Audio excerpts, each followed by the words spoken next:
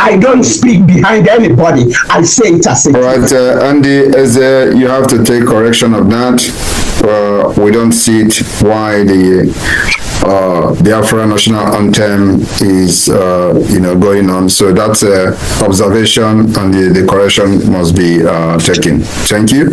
And so let us start immediately with our what we have in our agenda of the meeting today. I welcome every one of you today to this emergency cabinet meeting, where we will be discussing issues about the Biafra liberation and the achievement of the government so far. So I welcome every one of you as our December declaration is coming very close. The terrorist state of Nigeria is quaking, and of course we have done very, very tremendously well in representing Biafra people globally. So today, I welcome every one of you to this cabinet meeting. The meeting will be holding probably on every second week or every 2 weeks as we go closer to our declaration, and then we are going to move to weekly meeting as the case may be. So I hereby declare this meeting open. Let's go through the agendas of the day. Thank you. Thank you so much, PM. Strong stage. Once again, I welcome every one of you on the progress we have made so far, especially on the issue of defense. Biafra defense has been very, very strong. We're getting stronger by the day. The Biafra Liberation Army and the Biafra resistance fighters has done tremendously very well, and I will invite the Minister of Defense to also have his 2-minute briefing the cabinet. Thank you.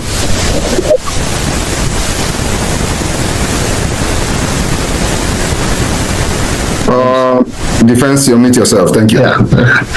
Thank you, PM. So, Biafrans, so I greet all the cabinet members present. Just like the PM just said, the defense of Biafra land is very strong.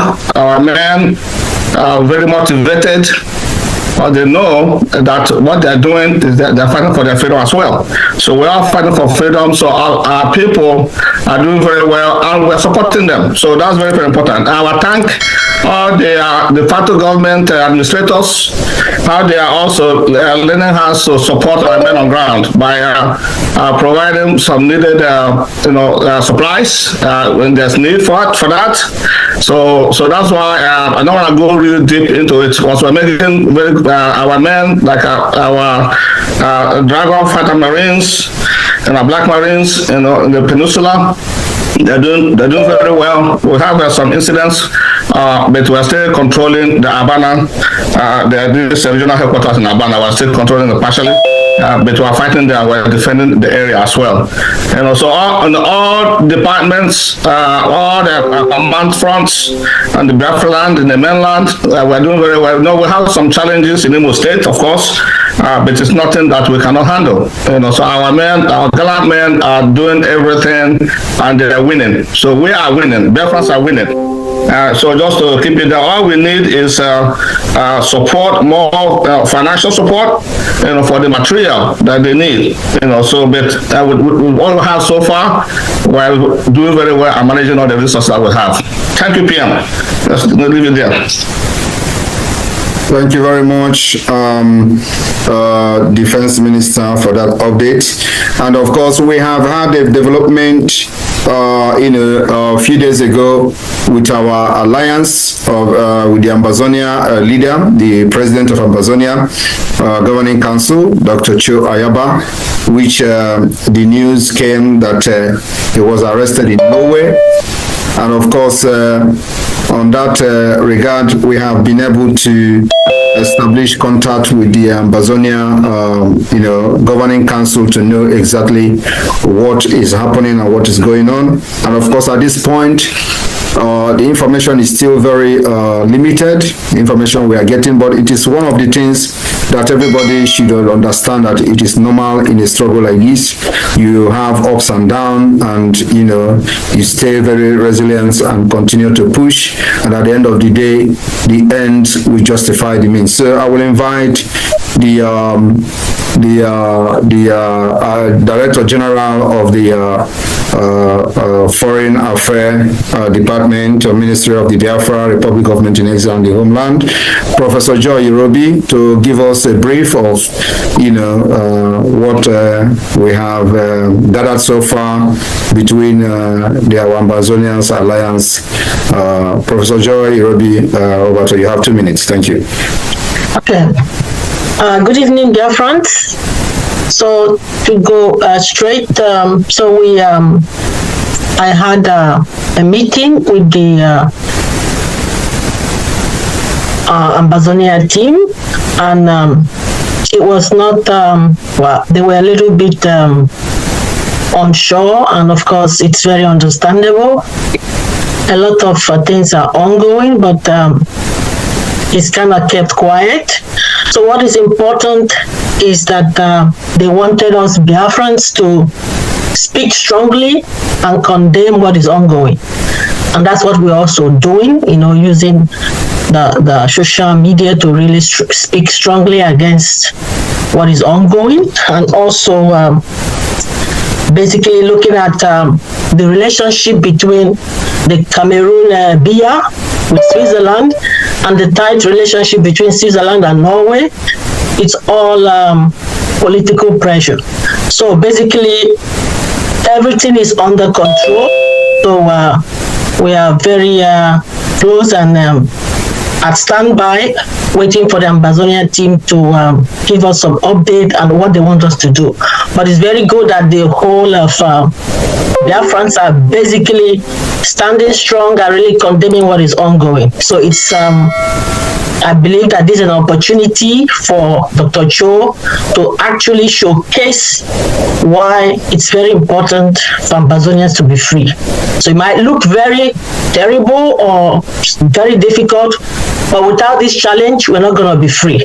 So we see it actually as a positive thing, and this is going to end well. I want to stop here now. Thank you, PM.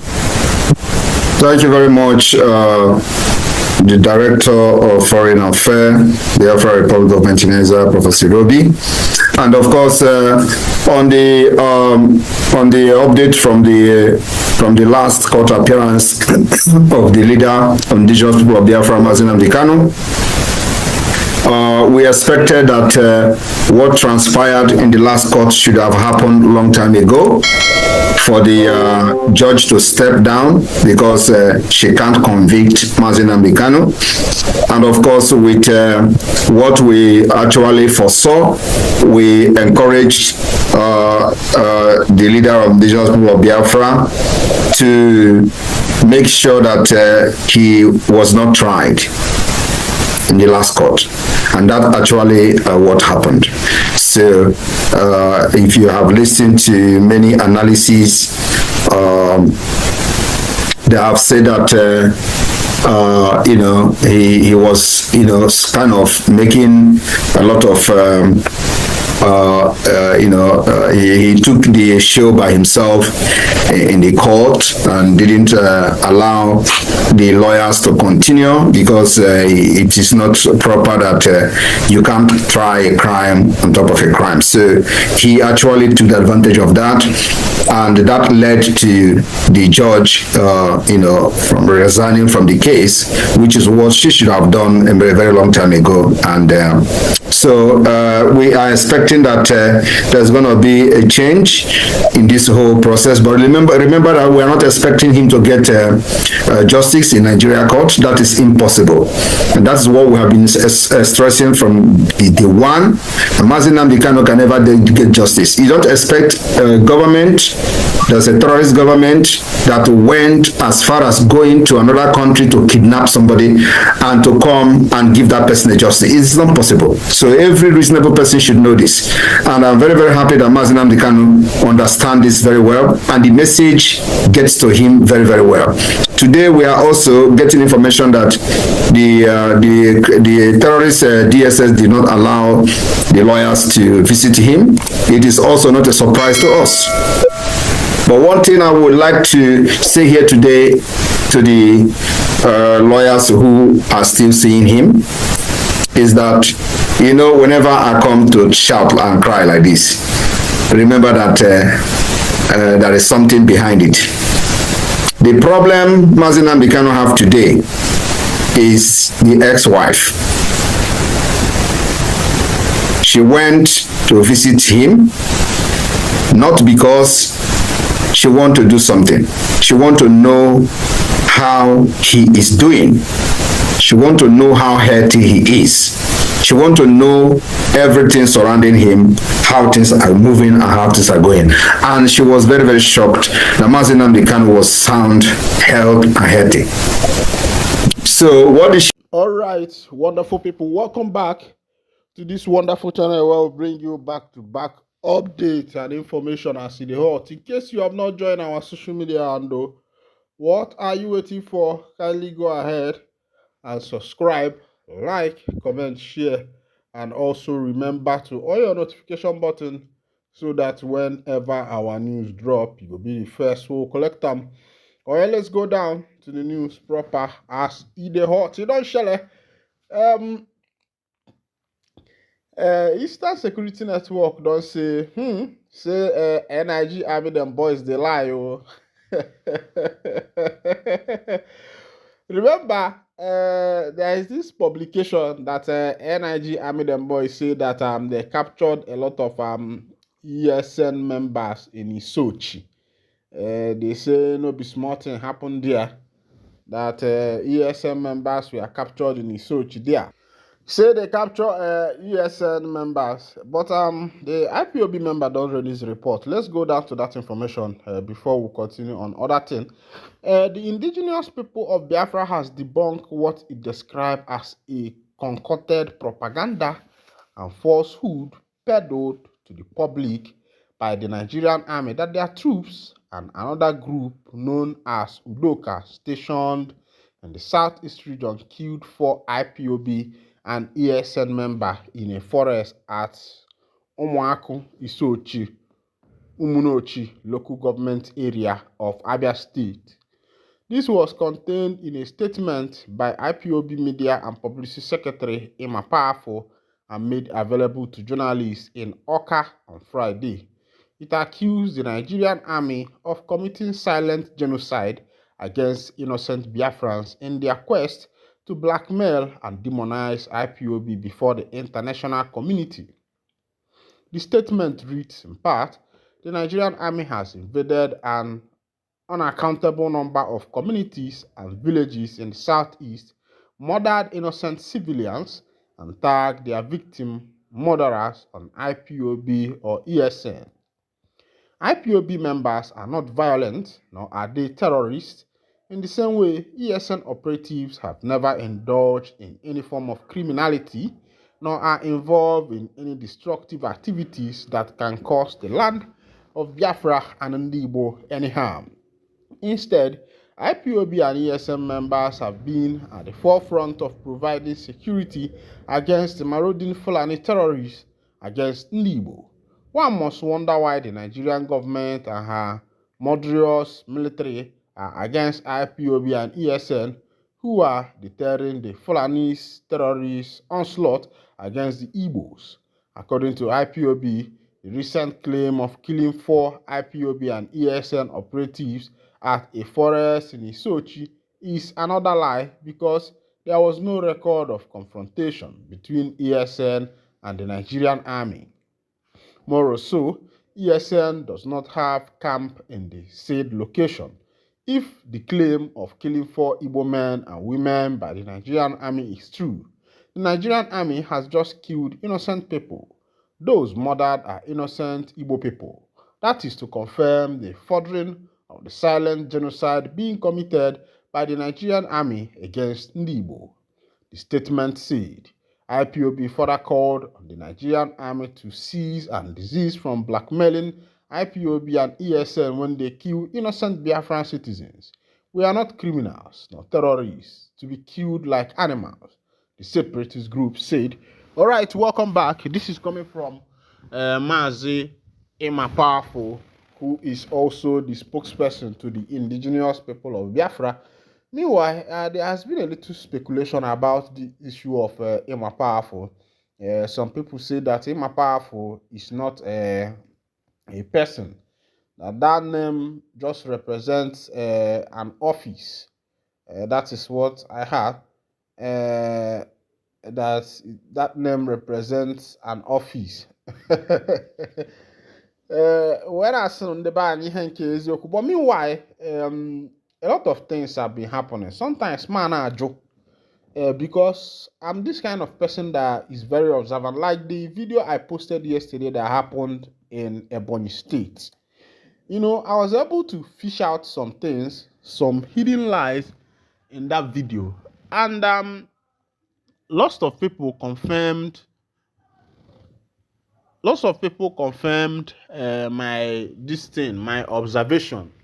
You know, that what I observed is true because looking at things, looking at the way those guys were holding their gun and their slogans and the rest of them, you know, and I was wondering, these people, are they really the Biafran army? Number one is that these people claim that they chased out the anti-court crew because on the body of that vehicle was written anti-court squad.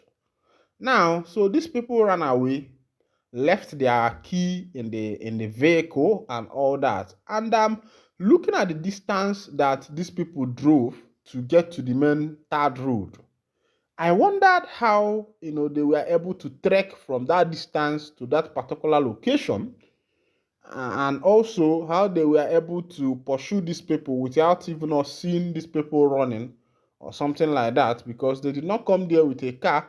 At least because they were trekking, I don't think these people should have noticed them, and those people were in a good position to respond with fire, the anti-court. But, you know, and also looking at their gun, also those guns look like police people gun and the rest of them. But meanwhile, a lot of people, you know, did that observation too. Some people say that these people are not Biafran army, that they are maybe Asari boys, because they were saying Asawana, Asawana, Asawana. And from information I having, that Asawana is not a slogan for the Biafra army. That Asawana is a slogan for Asari boys. So I was wondering which is true, which of these is actually true, because a lot of things have been happening and we don't even know the one that is true. Today, Nigerian army will post, the other day they will say a different thing and the rest of them. And another thing I have to say is that these people shouldn't just go and be killing people anyhow. They are soldiers. They have intelligence. So carry out your intelligence.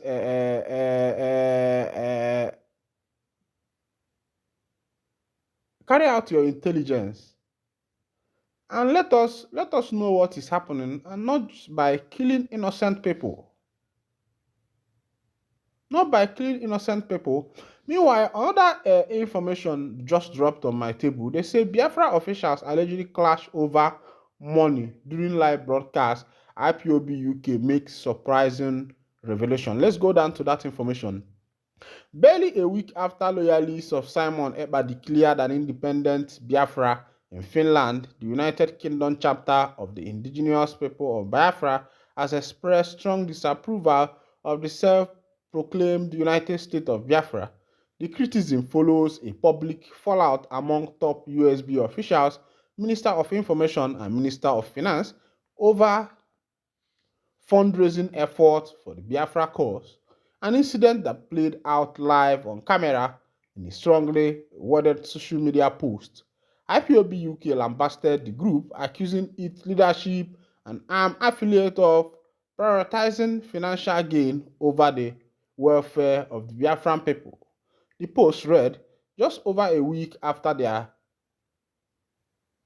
Prime Minister Ekpa was arrested by Finnish police and sentenced to jail, the armed groups he leads have begun competing for control over the ransom money received from kidnappers. We have consistently emphasized to